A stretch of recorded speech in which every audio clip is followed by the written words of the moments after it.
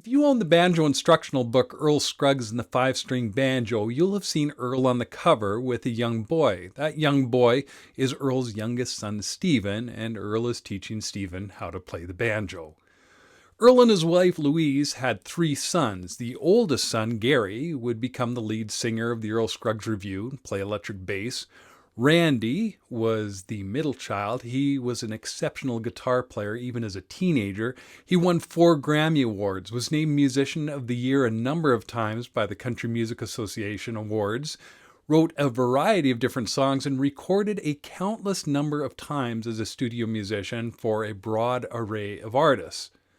Now, it's obvious that Earl with Stephen on the cover of that instructional book was a publicity shot. Earl has on a suit, a string tie, and a cowboy hat, an outfit I'm sure he didn't wear relaxing at home, but Stephen did learn to play the banjo from his dad. In fact, the banjo that we're hearing right now is Stephen on the banjo.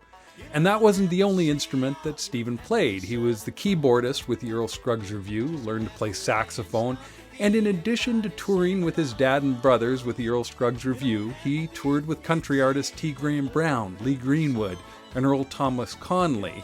He was an excellent sound engineer, recorded albums with Waylon Jennings and Ricky Skaggs as a sound engineer. And on September 23, 1992, he arrived at his home just 30 miles northeast of Nashville. He took a .357 Magnum revolver and shot and killed his wife, who was lying on their couch. He then turned the gun on himself, killed himself. He was 34 years old. Now, I debated making a TikTok video about this. Earl and his wife Louise and Stephen's brothers, Gary and Randy, never talked about the death of Stephen and Elizabeth. There are no tell-all books or in-depth interviews where they share their thoughts and feelings about why this terrible event happened and what they were feeling at the time. And there won't ever be. Gary, Randy, Earl, and Louise have all since passed away. And the family was very private, pretty much about their entire personal lives. Even this little information I shared about the murder-suicide of Stephen and his wife Elizabeth is not easy information to find. And the question I have is this: should I be telling this story about an obvious terrible event that the Scruggs family wanted to keep private? Do I have a right to share this story for the simple reason that they are famous musicians?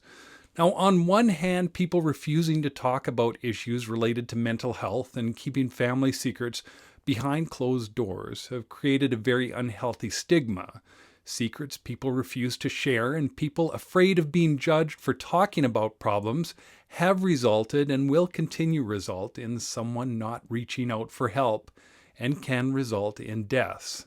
On the other hand, people's lives shouldn't be bared to the public simply because they are famous. Now, I always want to share interesting stories and anecdotes and historical events related to bluegrass, and I'm not sure if I should be sharing stories like this.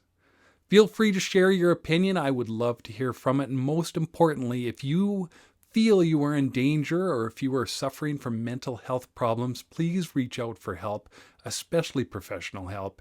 You are not alone. Thank you.